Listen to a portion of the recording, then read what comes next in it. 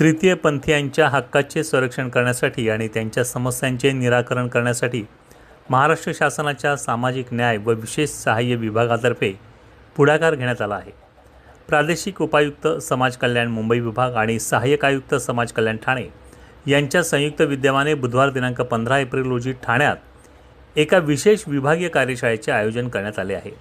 Doctor Kashinath Ghanekar नाट्यगृह येथे सकाळी 10:30 ते सायंकाळी 5:30 वाजेपर्यंत समाज कल्याण विभाग मुंबई व ठाणे आणि विभागीय तृतीयपंथी मंडळ कोकण विभाग यांच्या संयुक्त विद्यमाने या कार्यक्रमाचे आयोजन करण्यात आले आहे. शासनाच्या निर्देशानुसार प्रत्येक विभागात आणि जिल्ह्यात तृतीयपंथीयांच्या तक्रार निवारणीसाठी समित्या स्थापन करण्यात आल्या आहेत.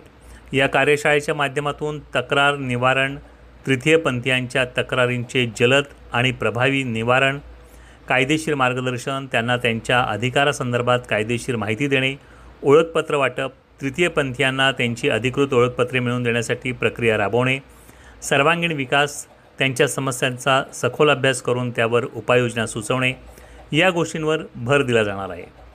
या एकदिवसीय कार्यशाळेत केवळ मार्गदर्शनच नाही तर सांस्कृतिक कार्यक्रम आणि सामाजिक प्रबोधनपर कार्यक्रमाचेही आयोजन करण्यात आले आहे.